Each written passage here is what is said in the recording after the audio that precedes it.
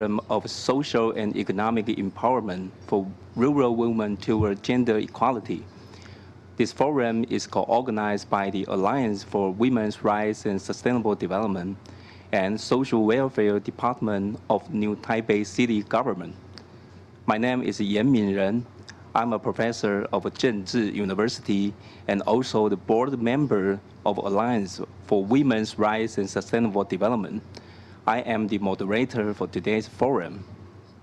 With the principle of sustainable system development and government academic industry collaboration, today we have 5 excellent speakers that will give us comprehensive insight from governmental policy, from regional development with local specialists in Taiwan, and international experience from South Africa and Sri Lanka toward gender equality.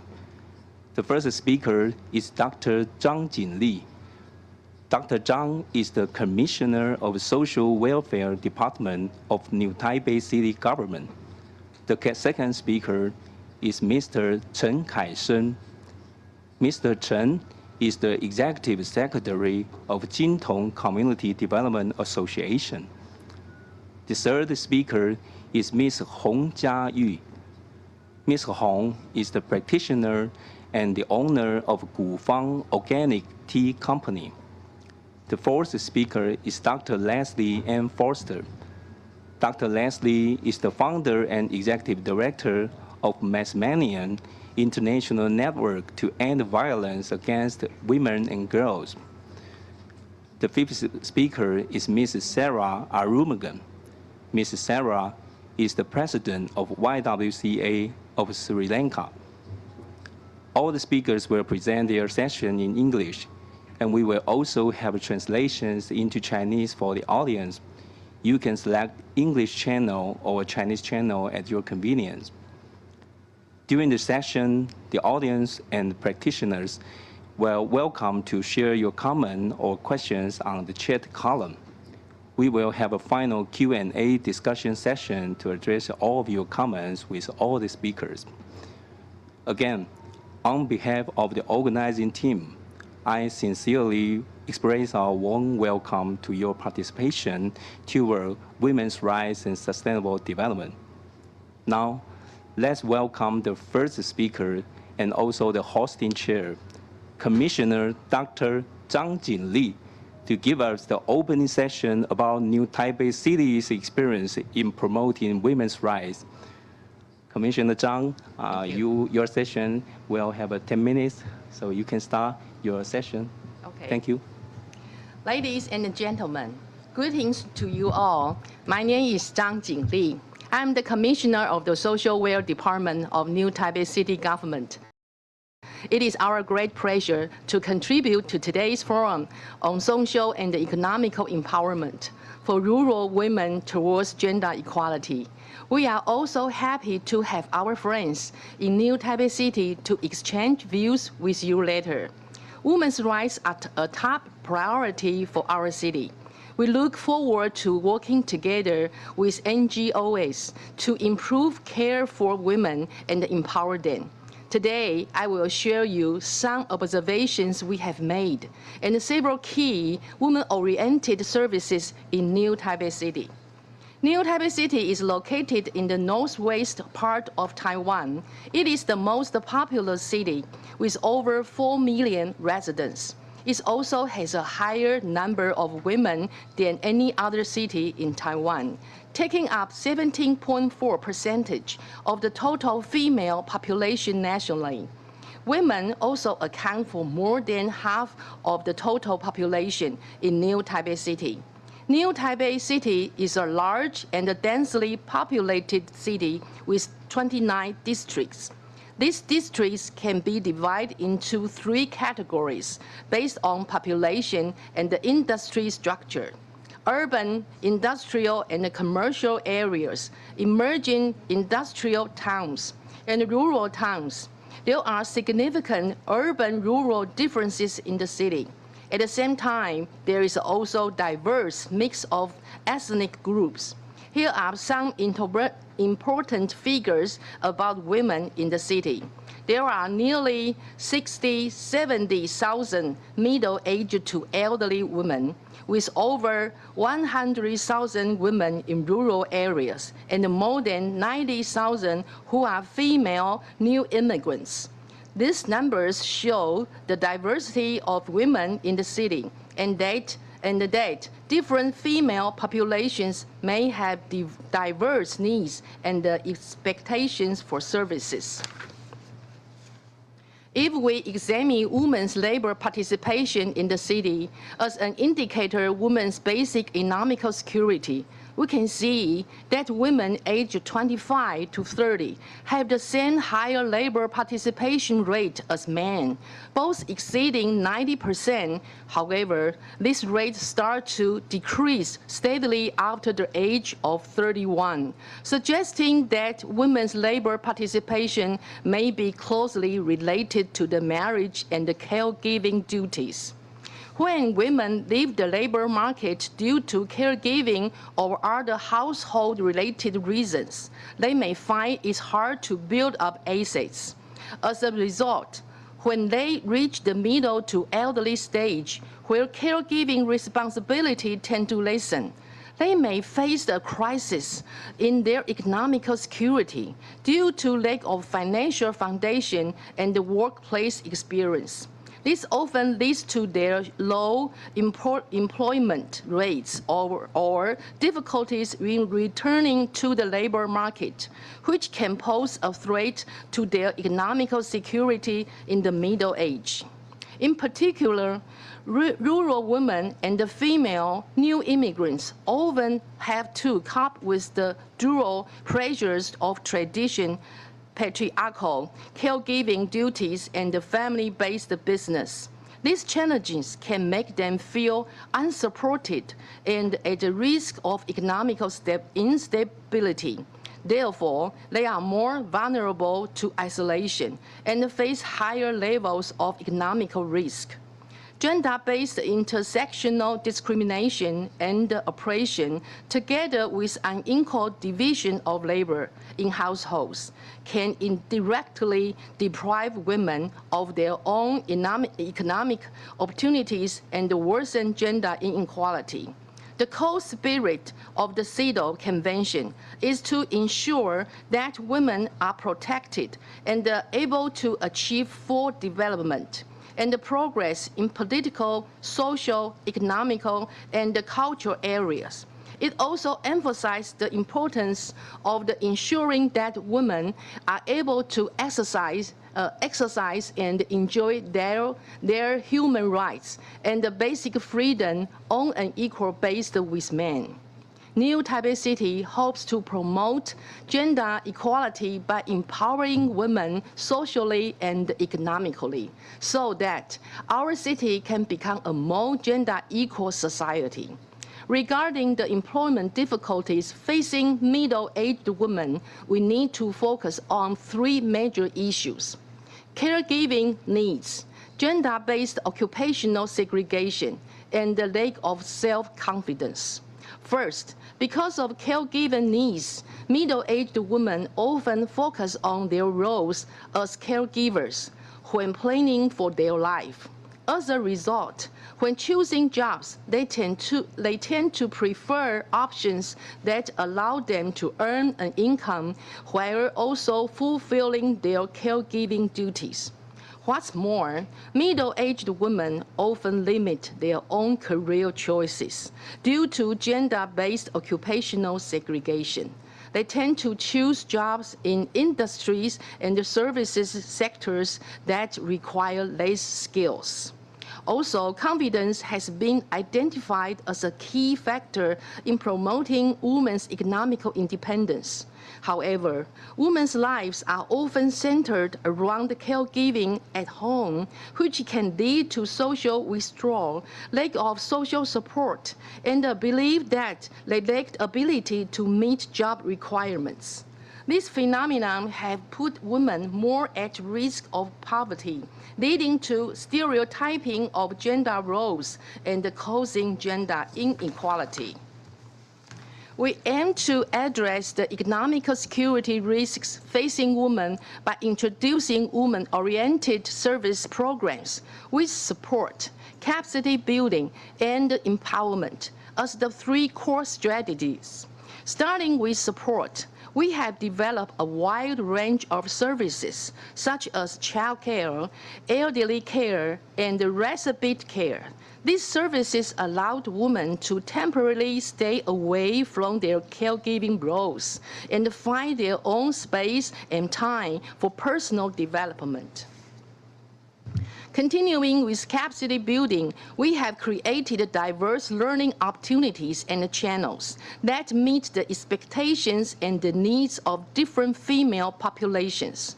From personal growth and development courses to skill training, we encourage women to step out of their homes and re-establish their social networks so they can overcome social isolation and interpersonal poverty. To help middle-aged women overcome employment difficulties, New Taipei City has adopted a non-typical employment capacity building model, which features flexible working hours and personalized support.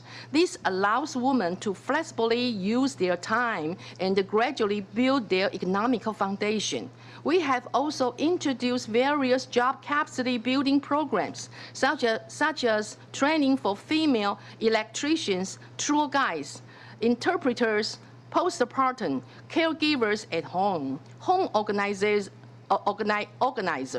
among their others. These programs provide women with diverse and flexible job opportunities to choose from. New Taipei City hopes to gradually empower middle-aged women with social power, economical power, and influence through the process of support and capacity building to help them overcome life difficulties and reduce their economic risks and crises in later years. Let me share with you some examples of the city's unique programs in this regard. Traditionally, water and electricity repairs were often considered men's work. If there were problems with water and electricity at home, people could only rely on male water and electricity technicians for help. However, since technicians are mostly men, a single mother once expressed her fear for personal safety as she and her daughter were the only ones at home.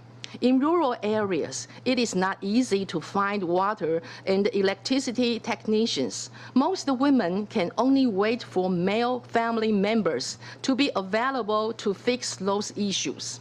We start to train female water and electricity technicians because of the inconvenience women experience in having to wait for men for help. We believe that women are also capable of repairing water and electricity. We want to assist women in solving their own water and electricity problems at home, while also breaking and overturning stereotypes about occupational gender roles. Grandma Chen, now over 70 years old, once said happily, "Since there are only two elderly people in our home, we don't have to rely on our children to fix those problems. I can do it myself." In rural areas, this is difficult to find water and electricity technicians for help. When women in these areas learn about female water and electricity training programs, they are very happy to come to the class and learn. After being trained as female water and electricity technicians, these amazing women are very eager to apply the skills they have learned to help families in need. They have helped light up the homes of elderlies living alone in mountainous areas so that they can move around more easily at night without groping in the dark. They also help a mother and a son with visual impairment to fix a blocked water faucet with no water flowing out. By solving water and electricity issues in their homes and using their new skills to help families in need, these women are breaking gender barriers and expanding their career opportunities. They are helping to light up homes and ensure that water faucets can be used, making it clear that water and electricity work is no longer just for men. The training programs have been particularly popular among women since 2017. NGOs have offered a total of 44 basic empowerment courses and 2 professional training courses for women, with 42 women obtaining Class C certification. Another example that I would like to share with you is the training for women's route tour guides. Female tour guides in New Taipei City are not just ordinary tour guides. They are also female leaders who can inspire and bring emotional impact. What is a woman's route? It is a program that focuses on a female perspective to observe the life development of women in local cultures and share the stories of local women's life and the cultural landmarks. This allows for a deeper understanding for gender role changes in social and cultural context. In New Taipei, we have 2 special women's routes. One of them is in Qingtong. Even though it is not a populated area, it's both a fascinating mining culture. The important role that women played in mining cannot be underestimated. Later, we will hear from community members who have developed the women's route in Qingtong. The other women's route is about the educational journey of Taiwanese women. In the early days, women in Taiwan did not have the opportunity to receive education.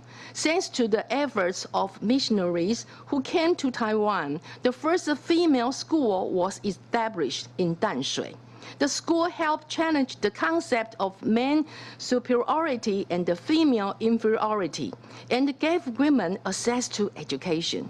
We have created a walking route, interviewed elderly women, and collected historical data on women's stories to connect the important issues and elements about women in Danshui.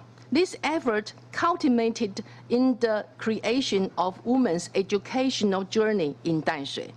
The Danshui's women's route, which carries significant meaning in evaluating women's status in history. Through this initiative, local women in Danshui are empowered to become storytellers of this route. They serve as a tour guides to share the stories of the women who lived and worked on the same land before them. These women's timeless and meaningful stories are and should be told by women. Also, 3 short plays, the obstacles and efforts facing women in pursuit of education and brought to life. And the changes in women's status throughout history are brought to public attention. It is very touching to see how the female guides take us step by step to recreate the life of local women, pick up lost stories of women in the region, and revisit the life and the impact of women from the past to the present. Walking along the storied routes, participants can gain a deeper understanding of the attractive local women's stories and culture. We believe that women's stories can be found everywhere, and New Taipei City hopes to discover more such women's roots by presenting stories in their original historical context. the power of women can be better understood, be re-establishing the connection between women and the local communities. The program empowers local women to become the most unique women's route tour guides. The flexible nature of tour guide work not only benefits women with some care burdens, but also helps them rediscover their value and influence in the process of storytelling. I end my presentation here with the woman's route example. But it is important that women will always have a journey down the road with no end point.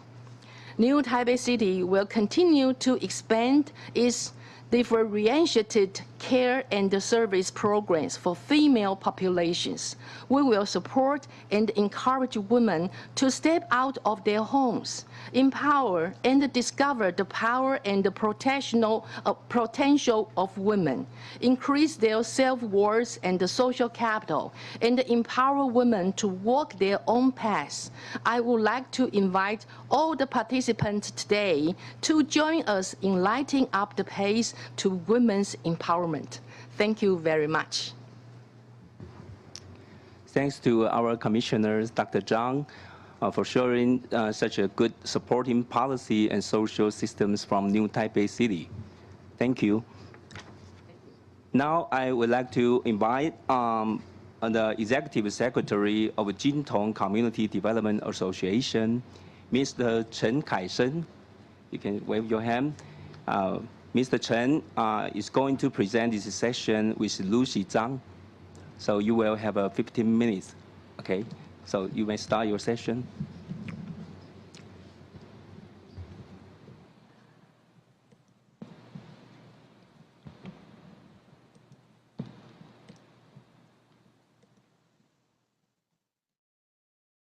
Hi everyone, good local time. I'm Lucy. I'm here to share with you how we discover the extraordinary in the ordinary through female-led community tours in Jintong. What makes Jintong truly special is its ordinary female residents who have become the source of local legends. They have created a route that enables us to discover the greatness of ordinary women, and it's called the Jintong Women's Route. We often hear that behind every successful man, there is a great woman. This saying holds true for Jintong, where the women have upheld the legend of this place. Jintong is a beautiful place with a rich history of mining, an international sky lantern festival, a firefly season, and stunning landscapes and surroundings. It's a livable place to relax and enjoy a slow-paced lifestyle. Jintong is located in New Taipei City, a city with the largest population in Taiwan. However, Jintong has the smallest population in New Taipei City, and its population mainly consists of elderly women. The community is suffering a decline in the number of children and young people. The younger generation typically work outside of the community during the day, resulting in an even more serious aging population. Through the stories of these elderly women, we gained insights into the culture of the local female miners. However, this information was not properly recorded or reported, and those stories were at risk of being lost over time. In the activities organized in Jintong, we noticed that almost all of the attendees are women. These women are eager to learn and grow. The community enjoys a vibrant and active presence of women. Through our interviews with the elderly and everyday conversations with them, we began to understand the greatness of ordinary women in the old days. We also thought about how to bring these forgotten stories of women and the history of this land back to people's attention. Therefore, we started to develop community tours with women's stories as the backdrop, leading to the creation of the Jintong Women's Route, the first female-led community tour in New Taipei City. To bring the history of Jintong to life on the Jintong Women's Route, we enlisted the help of young people to record the oral history of the elderly. When interviewing the elderly, the young people were not only liked by the seniors, they also bridged the generation gap through these interactions. They gained a better understanding of the challenges facing women in that era. Eventually, a book called Down the Memory Lane of Jintong was published to weave the memories of that era together. The young people were surprised to find during their interviews that it wasn't just men who worked in the mines. During the mining period in Jintong, women also had to work in the mines. The mining environment was hot and humid, and men and women wore only simple clothing, which led to discrimination and exclusion of women. It was not easy for families to make a living during the post-war baby boom. However, the wages earned from mining were very high at that time, despite frequent accidents being reported. People in Jintong used to say that it was better to have one person die in the mines than the whole family die of starvation. To make a living, many people still chose to work in the mining sector. The Taiwanese saying, 追劳当甲北康, 追劳当莫起昂, is a humorous way of mocking rich men who didn't have to work and let their wives do all the household chores. In Jintong, the saying is reflected in ways in which Jintong women were responsible for supporting their families and managing the household, in addition to working outside the mines. This is because men working in the mines faced the risk of deadly accidents and occupational diseases such as the black lung disease, which often led to chronic illnesses. Despite the challenges they faced, the perseverance and resilience of the Jintong women in the mining community are truly admirable. According to Li Suzhen, chairperson of the Pingxi Women's Association in New Taipei City, when her husband's father was injured in the mines, her mother-in-law continued to work in the mines even during pregnancy, and only stopped working to give birth before returning to work in the mines. When she returned home from work, she still had to take care of the young and old, cook, do the laundry, and plant sweet potatoes, among other household chores. And as you can see in the picture, at that time, women worked outside the mines driving diesel trains. Ms. Yang Guixin, Executive Director of the Pingxi Tourist Guide Association in New Taipei City, is not only the daughter and wife of miners, but was also a miner herself. She said that she had mixed feelings towards coal, but when there was a shortage of material supplies and electricity was uncommon, coal became a necessity for families. Coal was used for cooking, bathing, and even for feeding pigs. One grandma in the community, Huangzhou Baocai, told us that the Jintong Beiguan Music Club was formed during the mining era. It showed the importance of traditional culture in Jintong and the determination of women to earn financial support for their families. Today, the Jintong Beiguan Music Club has become the primary choice for major religious festivals and events. Even though the mining industry in Jintong has declined, women still have part-time job opportunities to support their families. This is the first women's route in New Taipei City. In 2019, the Jintong community supported the government's policy of caring for rural communities and brought local groups to participate in the planning and discovery of the stories behind the Jintong Women's Route. Through the joint efforts of the community, we were able to organize an exhibition to introduce the route to more people. After the development of Jintong Women's Route and its connection with local businesses, we found that many of the shops in the Jintong Old Street area were run and staffed by women. With the creation of the Women's Route map, female business owners are now able to showcase their shops and products with photographs and brief introductions. The Jintong Women's Route puts local grandmas front and center and tells the stories of female coal miners to guide visitors through the mining era, allowing them to experience the connection between local women and the land of Jintong. In so doing, we can ensure that elderly miners will not be forgotten in history. According to the memories of Grandma Li Zhoujing, when working overtime in the mining area, they were given rice balls. Now, the community has tried to recreate the rice balls from the memories of the elderly so that visitors to the Jintong Women's Route can experience the mining rice balls of the past. This not only allows visitors to taste the food of the miners, but also promotes the economic power of elderly women in Jintong. Due to the COVID-19 pandemic, the emerging Jintong Women's Route was significantly impacted. To promote Jintong to more people, the community has developed an online tour through an interactive online drama called The Miner's Wife, which includes games and videos. Viewers can learn about the difficult lives of women in mining families.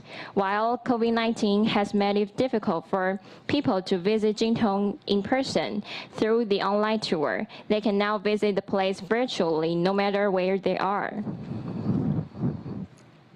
When promoting the Jintong Women's Route, we had a vision of training middle-aged and elderly women for the local community to become tour guides. Our goal was to enhance their understanding of the local culture while providing them with a source of income. To qualify as guides, they need to understand the historical background of that era, so they often turn to their mothers-in-law for more information. Through these interactions, they are able to bond with their mothers-in-law and explore the past together, which helps improve their relationships. The Jintong Women's Route has fostered a culture of respect for the elderly, with more people showing respect for the elderly and enjoying conversations with them. It has gained a lot of attention, drawing visitors from schools, the public, and private sectors. It has flipped gender roles and created extraordinary women, removing the stigma and misconceptions surrounding women working in the mining industry. We see that women can be in charge and that gender equality has been promoted. Students and teachers from many universities now see Jintong as a place for teaching, research, internships, and visits. The Pingxi District Office's promotion of the Jintong Women's Route earned the highest honor of New Taipei City's Gender Equality Award, the Golden Penguin Award. We are greatly honored by these recognitions. The Jintong Women's Route, as the first female-themed tourism route in New Taipei City, has brought many changes to the community. In addition, the community has developed a variety of welfare services and economic activities that have contributed to the social welfare and the empowerment of women in Jintong. Many community organizations, women's groups, and schools have also participated in the Women's Route activities, which have empowered women and helped to reduce gender discrimination. We believe that these efforts will contribute to the sustainable development of the community. In conclusion, the Jintong Women's Route has let us discover the extraordinary in the ordinary. Thank you very much for your attention. Thank you. Let women tell their story. Thank you for sharing the wonderful Jintong experience from New Taipei City. Now for the next section, I would like to invite a female organic team farmer. and also a social entrepreneurs and the principals of Gufang Organic Tea Company, Ms. Hong Jia-Yu. You may have your session, please. Hello, everyone. I'm Cha Yu Hong. I'm the principal of Gufang Organic Tea. In the summer 20 years ago, I got married when I was 16. My husband's family runs a century-old organic wild tea farm. My mom told me that I had to get up early the day to clean up, learn to cook, and follow my in-laws' orders. My only job was to take care of children and housework. I didn't have any friends. I had less self-confidence and low self-esteem. My parents asked me to obey my in-laws, so I was really unhappy during those depressed days. So I talked to my husband. I told him that I had to work, even just only 5 hours for work a day, help me regain my self-confidence. I'm 40 years old now. I have 3 children, a daughter who is 23 and I have 3 children, a daughter who is 23 and twin sons who are 20. We want our children to live in a clean and safe environment that's close to the nature. We want to bring them back to our century-old tea farm and let them take over the business someday. In traditional rural villages, I saw women working in the tea industry quietly until they retired, but their hard work was never recognized. I should make some change, so I started to learn how to grow tea trees, study the growth and harvest of tea trees. I continued to learn professional tea processing techniques. I was ready. I won the championship in my first tea competition. I know that many men tea farmers receiving the award pressing tea leaves with their wife, but in rural villages, the award belonged to men. We invite women to help us pick tea leaves. We hire them at a wage twice the market price. When they pick tea leaves, they have fun chatting and interacting with each other while making money. I saw metal cans were not environmentally friendly, so we changed it into cotton instead. These are the drawings of my 3 children in the tea farm when they were little. I went to a tea seminar with my husband, and a man said to me, "You didn't say anything. Are you a brainless beauty?" Of course I'm not. Of course I didn't have to say anything to him. Women working in the organic tea industry are committed to environmental sustainability, energy saving, and carbon reduction. First, we applied for organic certification to give consumer peace of mind. We built tea to new factories. One is a tea processing factory, and another is a tea packaging factory. We developed automated packaging machine to solve the problem of labor shortage. When I started to talk to tea farmers about growing organic tea, they all said that women knew nothing about tea growing, and growing organic tea didn't make money. But I never gave up. Finally, a female tea farmer was willing to try it with me. I had to sell my product fast, so I took a lot of classes on packaging design and marketing. Finally, our organic tea is now sold in department stores, organic chain stores, and supermarkets in Taiwan. I went to many schools to promote environmental education and share organic tea. The teachers and children all enjoyed it very much. The only thing on my mind was how to make tea more diverse. I got two tea licenses and 4 baking licenses. I improved myself and learned new things. I combined tea with baking, developed different products. What happened next was surprising. Some tea farmers approached us for collaboration. We have applied for organic, ISO 22000, HACCP, and HALA certification. We have been working hard for a long time, and our dream has finally come true. We have sold organic tea to Japan, China, India, Russia, Europe, and the US.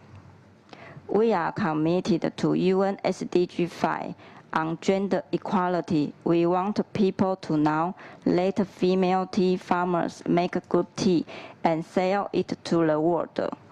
About UN SDG 12, our tea production process comply with organic and international food hygiene and safety standards.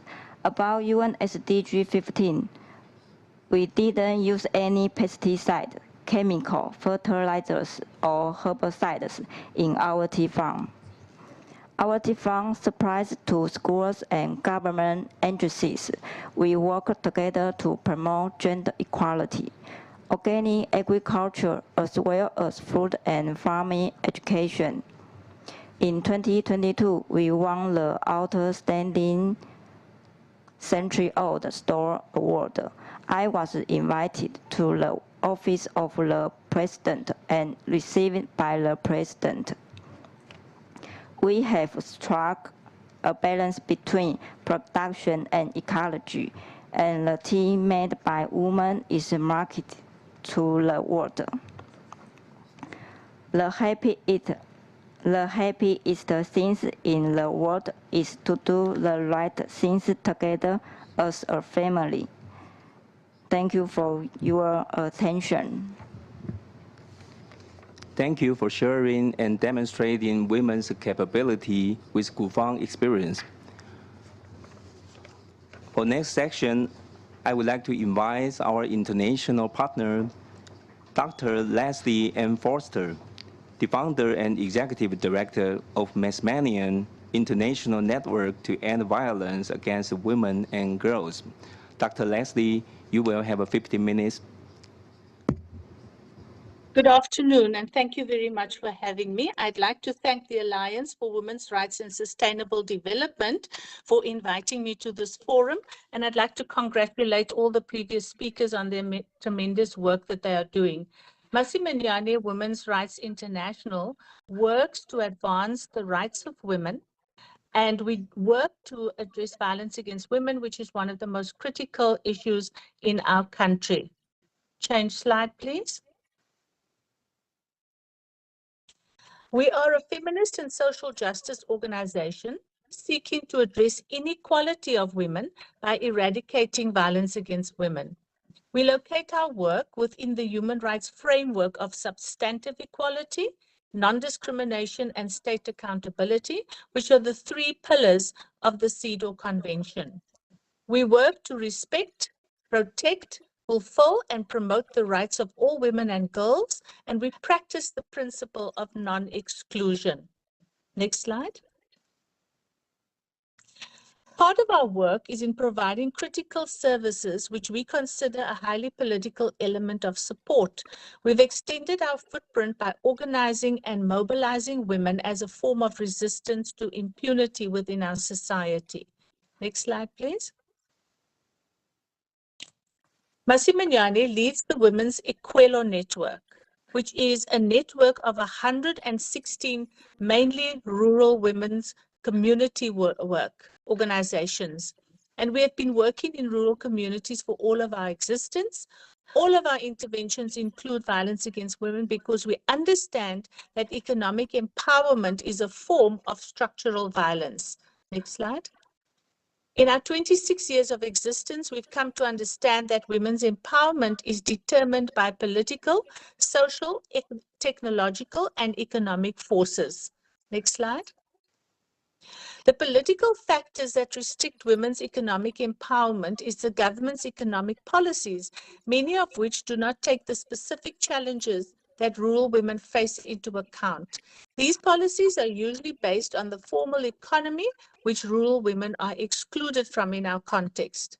Rural women are largely employed in the informal economy, and they are engaged in care work, all of which is lowly remunerated or unpaid, as with the care economy. And the government is not taking this into account. The plight of rural women is rarely taken into consideration in macroeconomic frameworks, and this exclusion sends them into deeper poverty in South Africa. Next slide. In the social sphere, we've mentioned that there's political, social, and technological. So in the social sphere, rural women suffer the hardest because they have low status within their families and their communities. Decision-making is almost never in their hands and in the hands of husbands, mothers-in-law, or other males in the family. Added burdens to women are the role of traditional authorities and religious authorities to discriminate in various ways to entrench inequality and contribute to women's oppression. Women are severely restricted by expectations from family and the community. Next slide, please.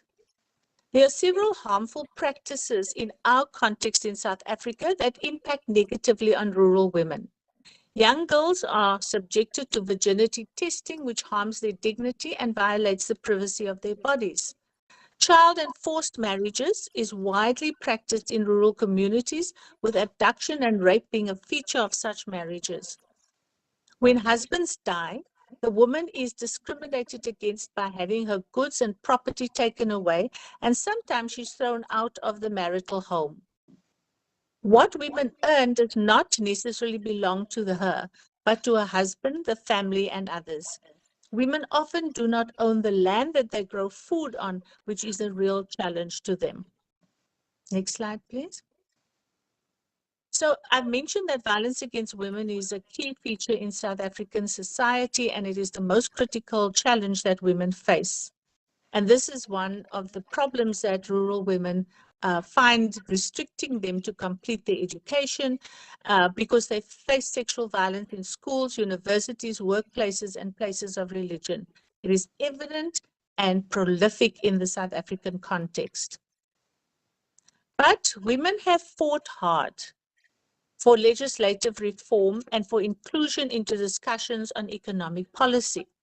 We constantly work with state authorities to better understand the specific needs of rural women and to work at the local level to improve vision, voice, visibility, and presence of women in decision-making structures. We work with young rural women to grow their understanding of human rights and of their entitlements, and we have partnered with the presidency to address violence against women. Some of the positive developments in our country is that in 2018, women took to the streets in national protests against the rape and murder of women.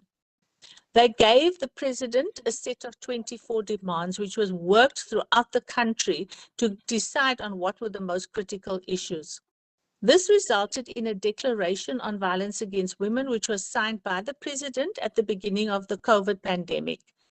He also established a team of women from across the country to develop a strategic plan to address the plight of women generally and rural women specifically. Next slide, please.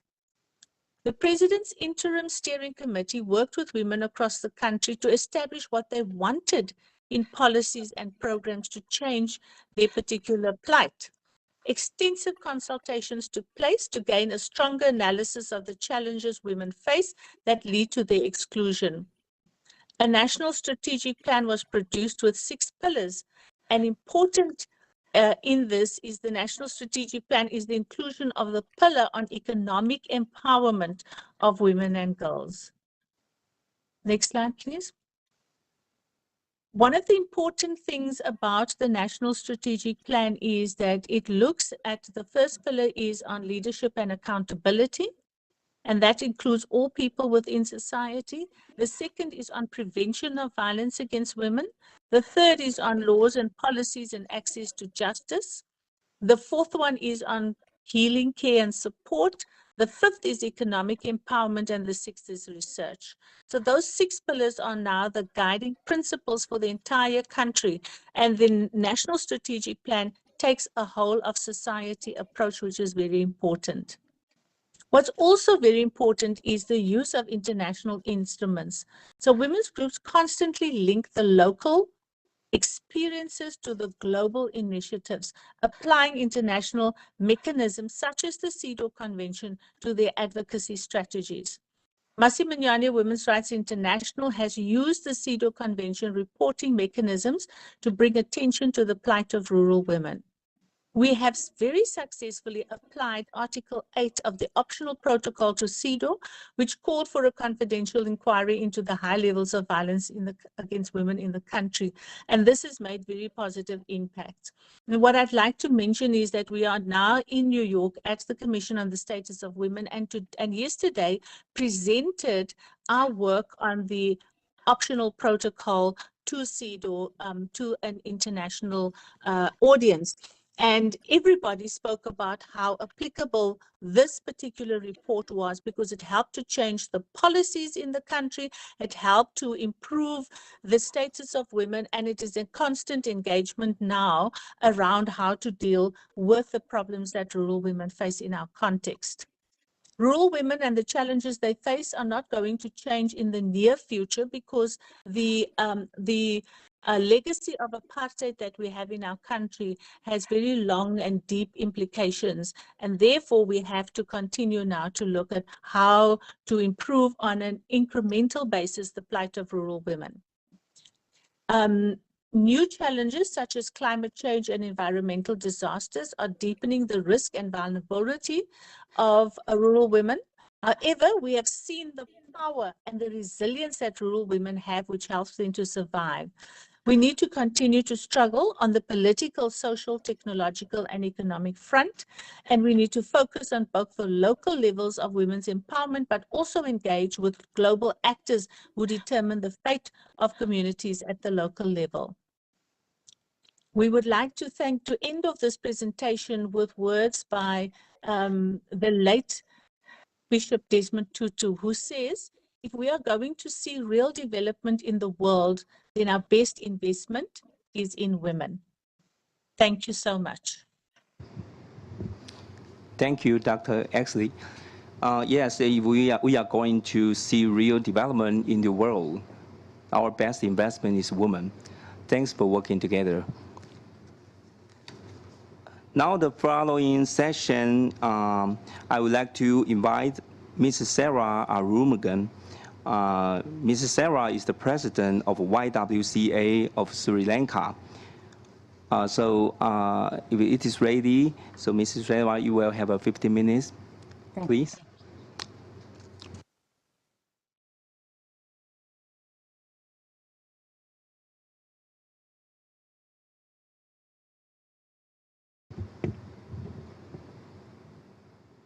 Good afternoon, everyone. Greetings from Colombo, Sri Lanka. Thank you, Alliance for Women's Rights and Sustainable Development, Social Welfare Department of Taipei City Government, for giving us this opportunity to amplify the voices of rural women from Sri Lanka. As you all know, Sri Lanka is a country that experienced an internal conflict for more than 3 decades. These decades of instability, coupled with a history of colonial rule, created an uphill battle for women's rights in Sri Lanka. The Sri Lankan Civil War ended more than a decade ago, but the nation still feels the effects today. Though women are making tantamount strides women are up against a long history of instability and patriarchal rule. According to the UN Gender Inequality Index, Sri Lanka ranks 74th among 187 countries. While there is hope for a future of gender equality, women in Sri Lanka still lack representation in government and access to employment opportunities while suffering from cultural preconceptions of female roles. So I'm going to highlight 5 key facts about women's rights in Sri Lanka. Next slide, please. The world's first female prime minister.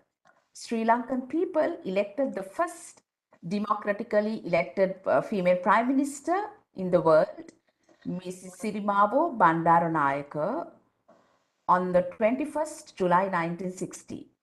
This milestone is in history. However, was followed by 6 decades of low female representation in the Sri Lankan parliament. When it comes to education, Sri Lanka ranks lowest for women's participation in politics among South Asian countries. Women have never exceeded 6% representation in parliament.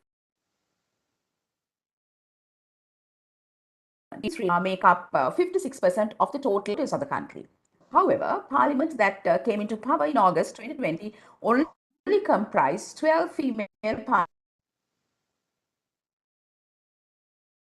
parliamentarians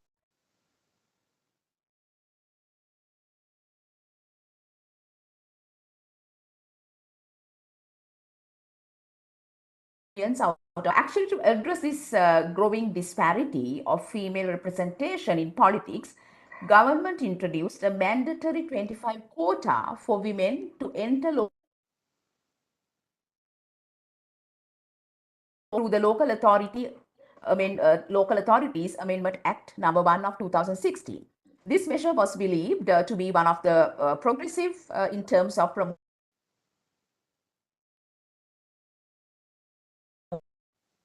equality. When it comes to free education, the initiation of universal free education in Sri Lanka was in 1945. It created educational opportunities for women, leading to huge increase in educational gender equality. In 1946, only 43.8% of women were literate. By 2019, 90% of the female population was literate, in comparison to 93% of the male population. Free education benefited females in particular as long as school was not free. Parents with limited resources would choose to educate the men in the families over the women. The statewide implementation of universal free education did away with the economic reasons for parents to keep their daughters at home. When it comes to the workforce, gender gap remains high. Despite rising levels of education, the majority of women in the workforce exist in the agricultural and domestic spheres.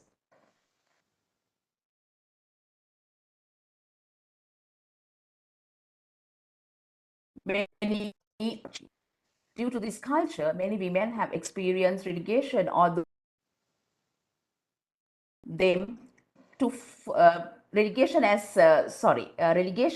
supplementary earners despite their education, or others have consigned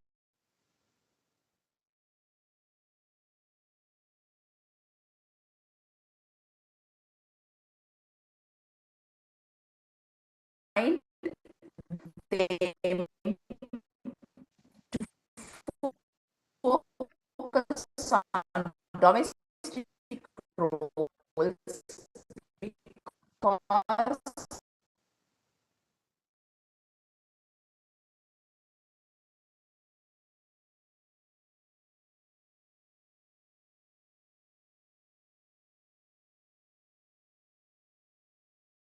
hello, Pink, can you hear me?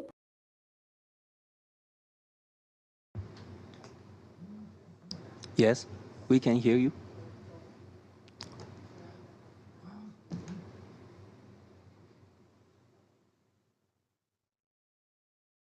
Can you hear me?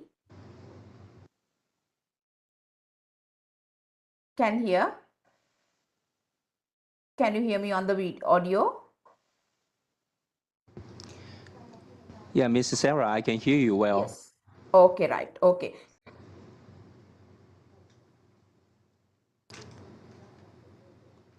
Point I was lost, so I can repeat it. Yes. Can you hear me? Yeah, we can hear you.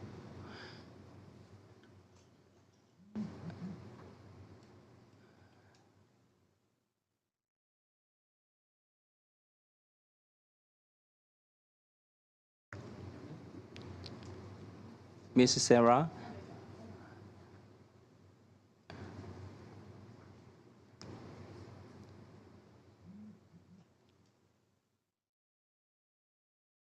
I think maybe there is due to some Wi-Fi internet. Can you hear me? Can you hear me? Yeah, Yes, Ping. it is better now. Yes.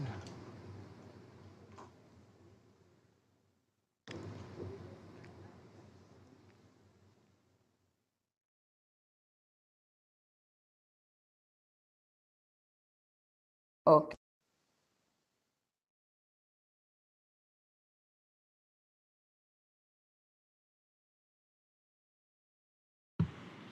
Yes, please. Which section did you not hear? Katie. You know, I spoke about free education, Yes. workforce gender gap,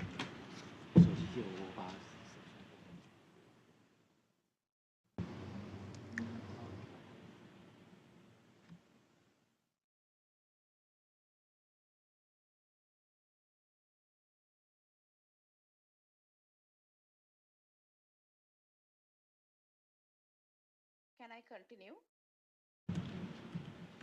Hello. Hello, Mrs. Sarah. So I think you can try to continue the session. Yes. Right. Can you try to speak? Sorry about the interruption, but I will continue on the phone. I hope everyone can hear me.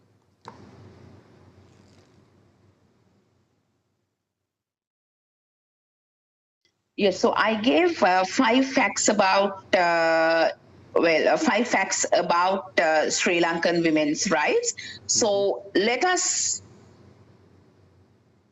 now let's get on to the topic of rural women.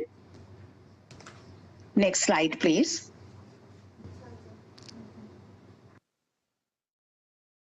Thank you.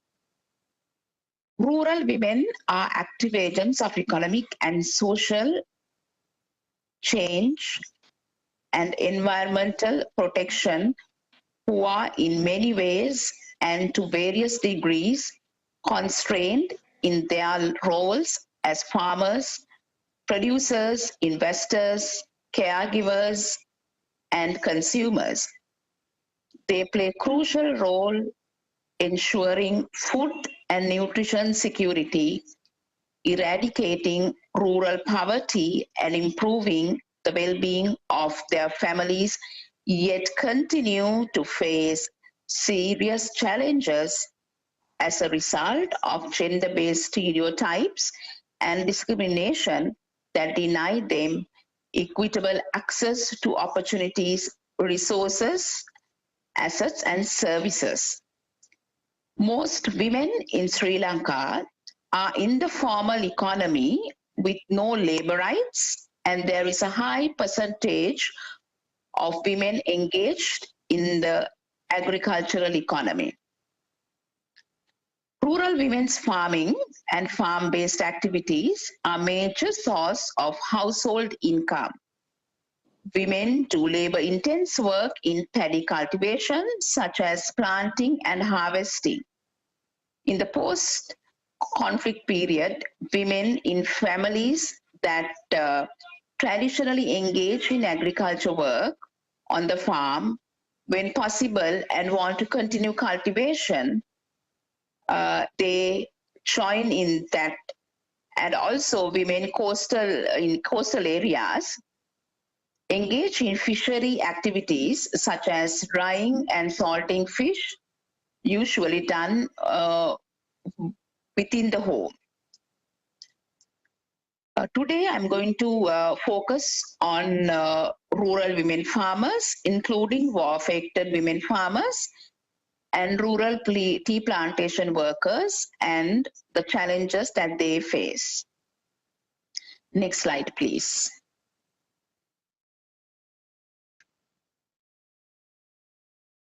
Among the many other challenges,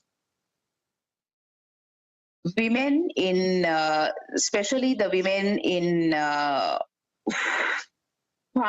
agriculture, face severe challenges due to being women, and also their social cultural norms have deepened their bad experiences as farmers. When it comes to women getting involved in markets, women farmers having to sell to middlemen at a lower price due to non-implementation of market or harvest purchasing methods that advantage women farmers in a challenge and continue it unfairly. Women continue to be at the lowest level of supply and market chain networks. Failure to adequately appreciate and promote the contribution women make towards the ensuring food rights by engaging in traditional agriculture, including eco-agriculture and fisheries, is contributing towards gender inequality and keep them invisible. Excluding or discrimination against women in decision-making mechanisms, even though they actively engage in production in industries, including agriculture and fisheries, is a serious concern. Lack of protection or intensive for collective production and marketing led by rural women farms put women farmers in a vulnerable condition. For many rural women farmers, such a harsh reality is their daily lives. I would like to highlight on one of the key major challenges that women, especially the rural women, face. The development projects also have adversely affected the women farmers.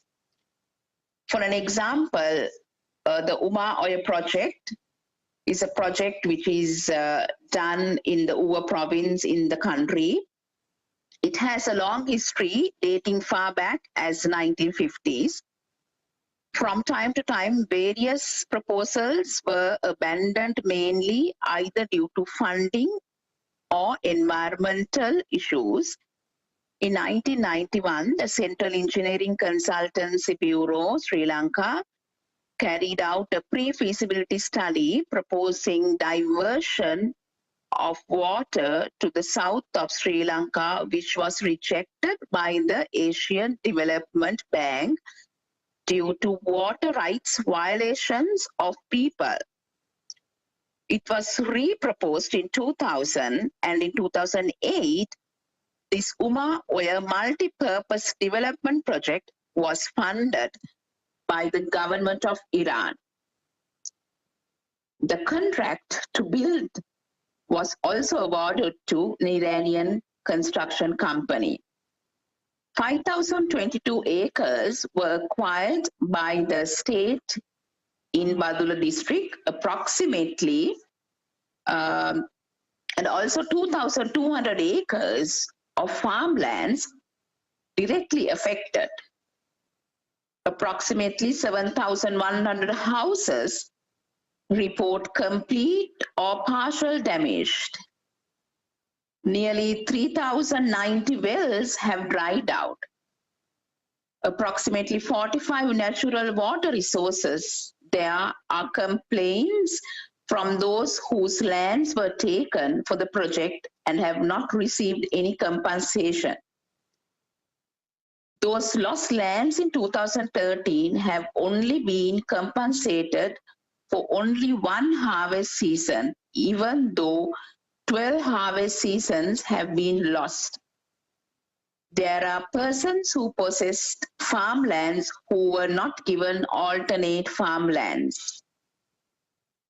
In such situation, women farmers are suffering from the consequences of these development projects.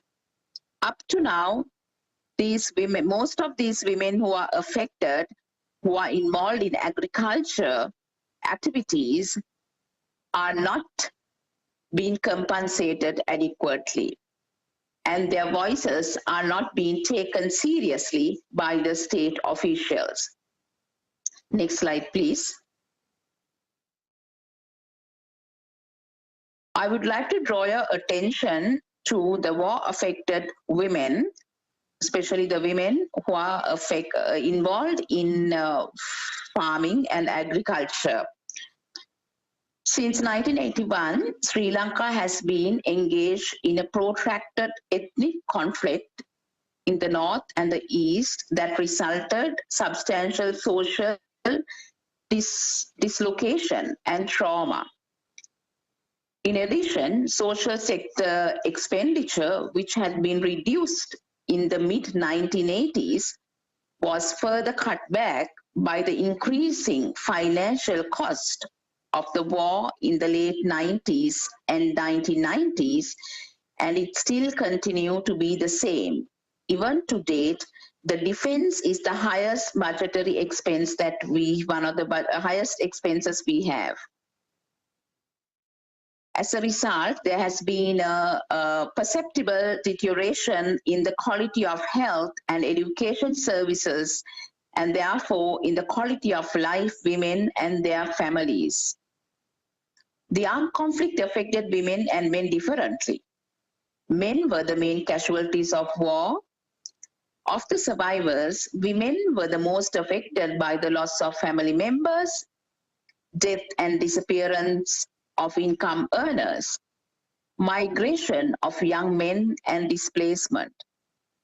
However, this conflict enabled women to undertake more active economic activities.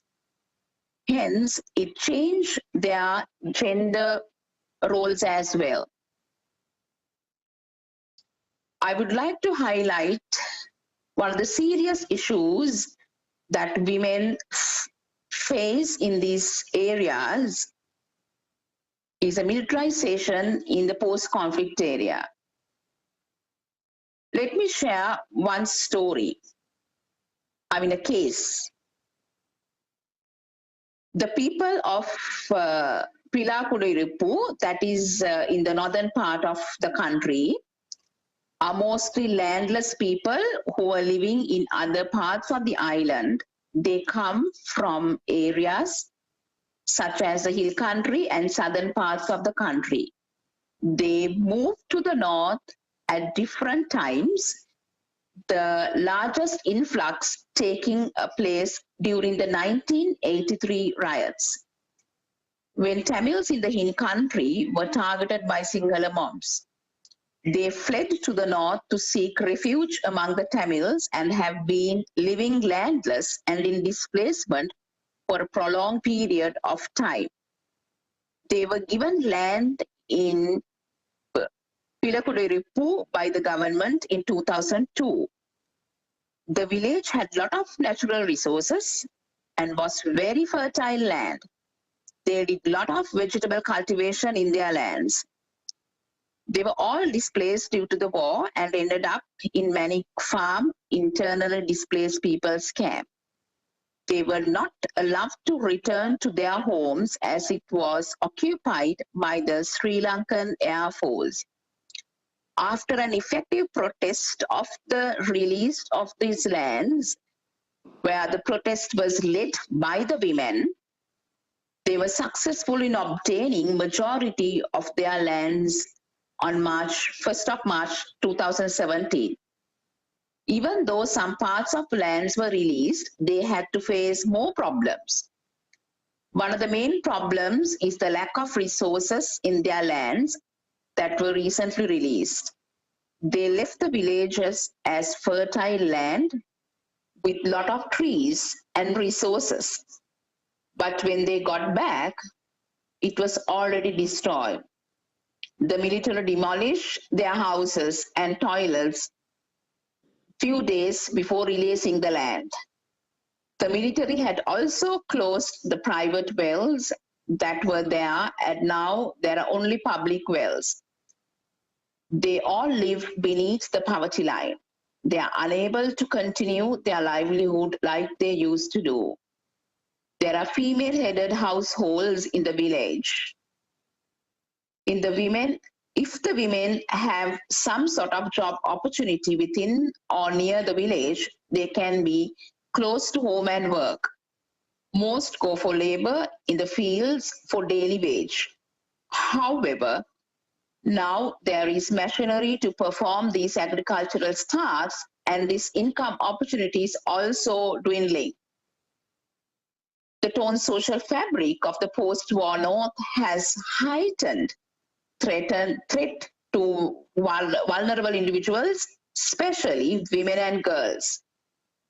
The brutalization of the society due to war, the spread of illegal drugs and alcohol, unemployment, debt, etc., may be the cause for social violence, as in many post-war societies. In the absence of adequate healing mechanism, economic opportunities, and equitable distribution of resources, it would be difficult to dispel fears from the minds of women. It will be a long way to achieve gender equality for the women affected by the war. Next slide, please.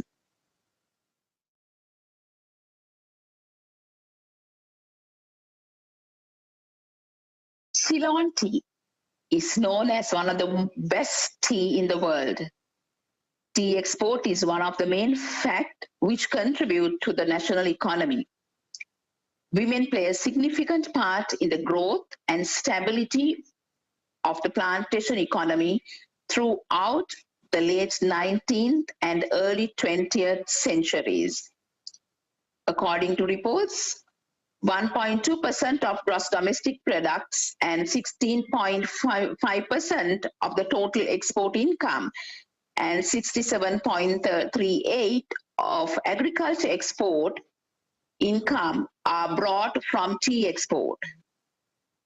200 years ago, in 1823, women were brought along with men by the British from South India under colonial bondage through indenture and organized slavery system.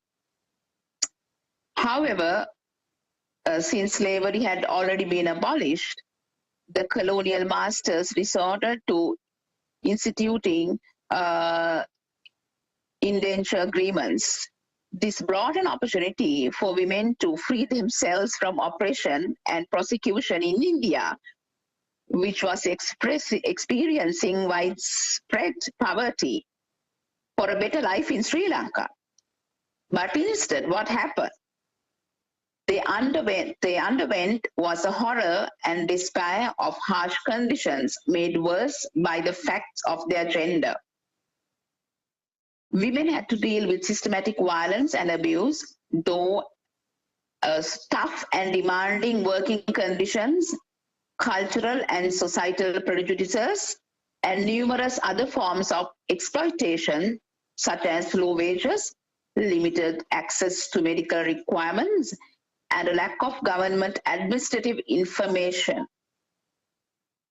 Many who arrived in Sri Lanka became stateless, as the government did not accept them as citizens until much later in 1986.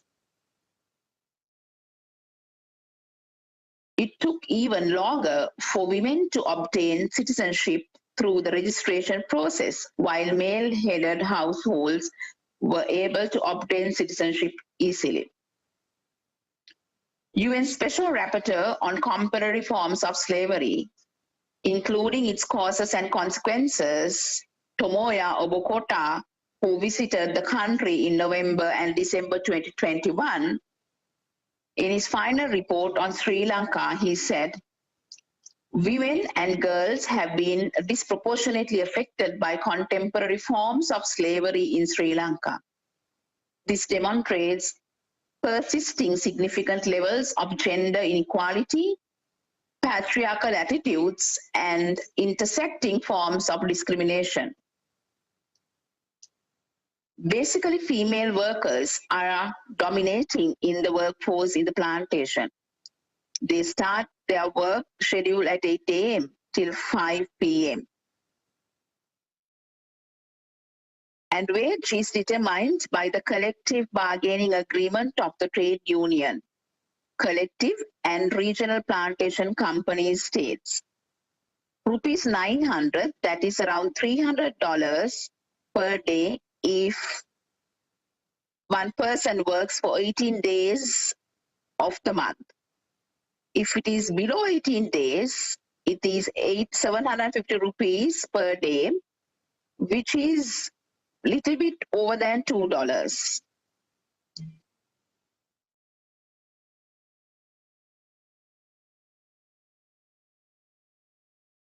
Okay. Hello, can you hear me? Yes. Hello. Mrs. Sarah. Hello. Yeah. Hello. We can Can you hear hear? Can you hear? Yeah. Due to the time limitation, would you like to make your concluding remarks Can you hear? in 1 minute? Okay. All right. Yes, I will. Yes, I will. 1 minute. Yes, Yes. 1 minute. Yes.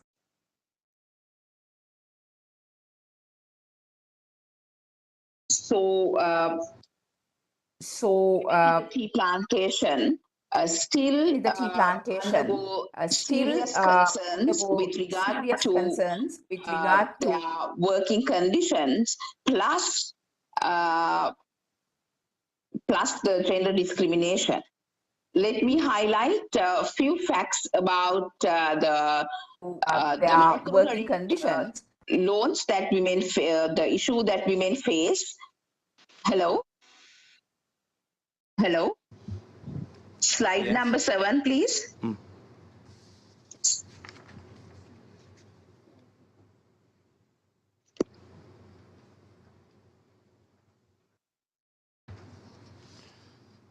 I just highlight few points here. All of these rural women, they have obtained microcredit loans, and this microcredit loan is a big problem. The extent of the devastation wrought by the microfinance scheme that kills rural women in Sri Lanka, as revealed by a UN Special Envoy who visited the land at the invitation of the government. Many women fell prey to debt because of the high interest rates charged on loans. As a result, more than 200 women have been reported to have committed suicide in the past few years. I have many facts, but due to the time factor, I would like to sum up that all the women in the rural sector are trapped in the microcredit finance. Okay, Mrs. Can I Sarah? have the slide, please? Mrs. Sarah? Yes. Yeah, may I suggest that due to the time limitation that we are going to join the final discussion session together. Is that okay? Yes. And because we have received many feedback from our audience, and there is also one question regarding the experiences from Sri Lanka. So may I just propose the question, and then you can have a response to the audience. Is that okay? Okay. Okay, yeah. So we have received questions from the audience about reports point out that women in the tea estate sector have to deal with systematic violence and abuse, tough working conditions, and produce. How are these being addressed? Mrs. Sarah, do you have some response? Yes, you are asking, the question is how the tea plantation women are fighting their issues. Is that the question? Yeah. Yes, actually, when it comes to the issue of plantation women, the struggle has been there for many years.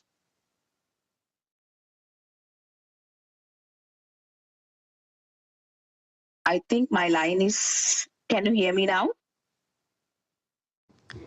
Yes. Hello? Yes, you can have a quick response. Yes. There have been certain initiatives. There have been certain initiatives to pay 1,000 rupees per day for the plantation women workers, but that also comes with many conditions. However, compared to the struggles of the women in the north and east, the war-affected women, the struggle of the plantation women is not still visible in the public domain. Therefore, we need to build more solidarity for plantation women and to amplify their voices and to bring out the discriminations that they face. And also, it is important that at the policy level, we need to influence the state to better the status of women. And also, there are studies that are being done to improve the status of the women in the plantation. And there has been recommendations, but very sad to say, little has been done by the state because most of these states are owned by the private companies. So these lands are being taken under, they pay to the government. Therefore, most of the plantation lands are being controlled by private companies. And government is not taking proper initiatives to negotiate with these plantation companies.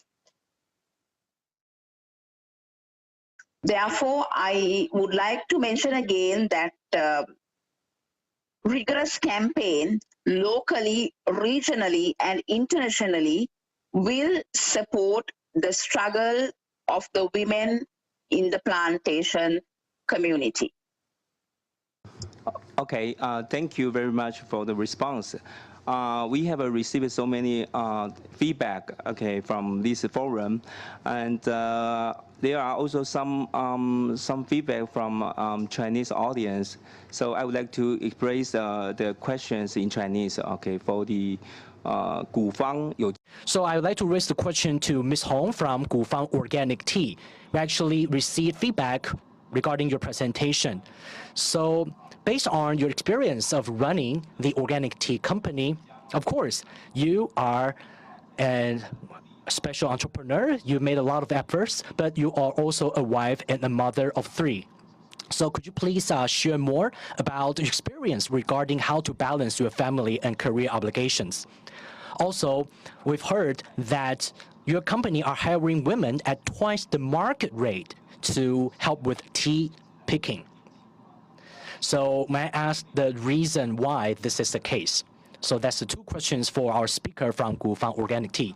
Thank you very much for your feedback. Yes, I have 3 children. I have taught them to do their laundry, do their clothes, share their household chores, because this family is everybody's family. It's not my family. So when they reach elementary school, they actually pick tea, manufacture, produce tea with us. So they actually have a good understanding of how difficult it is to work. They also share household chores. So it's already part of their daily life. And of course, they already know that the plantations are our main source of income. So all family members devote ourselves to the operation of the tea farms. We divide our chores. So if maybe sometimes I take more work, but actually we focus on our responsibilities and help each other if there's additional capacity to increase efficiency and strike a balance between career and family duties. And regarding hiring women at twice the market rate, first, we want to retain talent with the practice. Secondly, I'm also picking tea. I know it's a labor's job. Maybe it's hot outside or there's a cold break. We all have to go out to work. So actually, we want to sympathize with the hardworking women by paying them twice the market rate. Thank you very much, Ms. Hong from Gufang Organic Tea for your sharing. The request from Korea, Sophia is asking for the presenters' emails. Okay, so we will contact with you further. Okay, thank you. And then we also have a question to the speaker from Jintong Women's Root, Secretary Chen from the Jintong Community Development Association. So can you please share with us what actually inspired you to start the Women's Root in Jintong? How did you come up with the idea? And also, could you please briefly share with us some of the touching moments? Thank you. Well, actually, originally, we didn't have this idea of the Women's Root. It was because of the New Taipei City Government and the Women's Center hosted a site visit to several potential women routes. When we discovered that we have a lot of tourism value, we have this a rich mining history, and a lot of women used to work in the mining industry years before. They have a lot of stories to tell. They drove diesel trucks outside of the mines during the old days. They can actually do all the works that men did. They managed the finances, they took care of the family members. They also deal with matters big and small. We thought that this spirit should be passed down to future generations. So when people see these old or cold remnants, but they're actually filled with rich stories to be told. So the women are really perseverant. They also are the embodiment of the female population across the country at large. Thank you very much, Executive Secretary Chen, for your share. Some other feedbacks to Dr. Leslie. Dr. Leslie, are you there, right? Yeah, I'm not sure if you have seen that. It seems that you already give some responses to that. So there are some inquiry about how, Dr. Leslie, can you get the questions there? There are audience that want to know how do you encourage rural women to get the training and education, and how your system can help rural women without discrimination on social and economic field. Dr. Leslie, can you just give the response in 1 minute?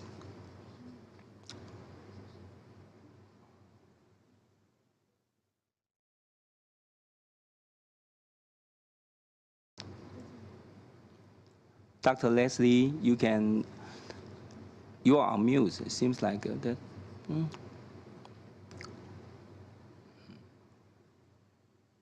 Thank you. Yes, I have in actual fact answered the questions in the chat box, but what I want to say is that we are doing a lot of work with rural women, teaching them about the CEDAW Convention, teaching them about non-discrimination and substantive equality, and helping them to claim back these rights. So we have very successful programs where women have gone to claim from the state itself the rights that they feel entitled to. We had a group of women who demanded housing because they didn't have housing. We had a group of women who demanded clinics. We had a group of women who demanded roads to be built in the rural areas. But South Africa is very underdeveloped because of the apartheid system, so that legacy is still with us. And most of our communities are rural communities. So up to 80% of South Africa is rural communities. Being able to reach all of those women is a challenge, and it'll take us several decades before we can address the inequality that there is. But a lot of work is being done in the country, and women are beginning in very small measures to participate in the economy in a more significant way. But in South Africa, it is a long road that we are walking. Thank you very much. Thank you very much for the sharing.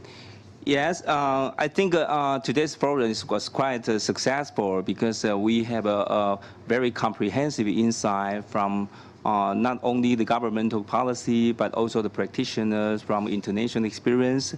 And we also get many positive feedback from the audience that, yeah, it's a pity that we don't have the time to cover all the discussions, okay, due to the time limitation of this section. But I would like to appreciate all the speakers for your sharing and the participations. And then Dr. Leslie and Mrs. Sarah, Mr. Chen, 凯森总干事, and Ms. Hong, 嘉玉创办人. Okay, thank you very much.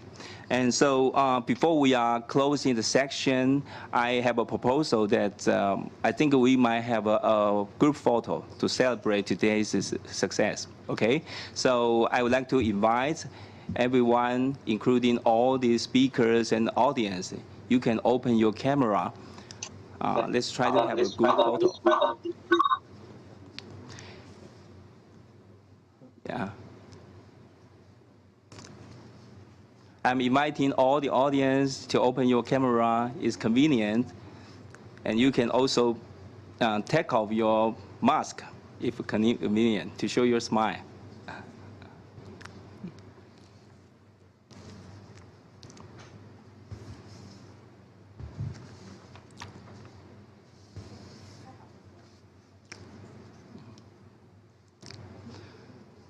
Okay, so I suggest that we can do 3 times group photo. Yeah, with three pause and sign. Okay, the first one is to celebrate today's success.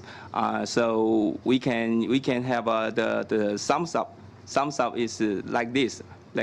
Okay, it means women are excellent, right? Okay, so.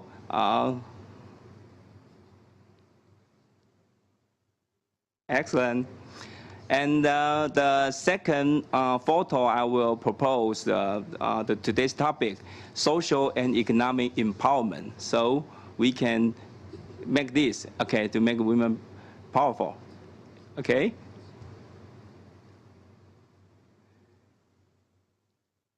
Okay. And the last photo, we can try to show your lovely smile. Everyone to show a lovely smile. You can have your own sign, freestyle. Okay, let's cheers.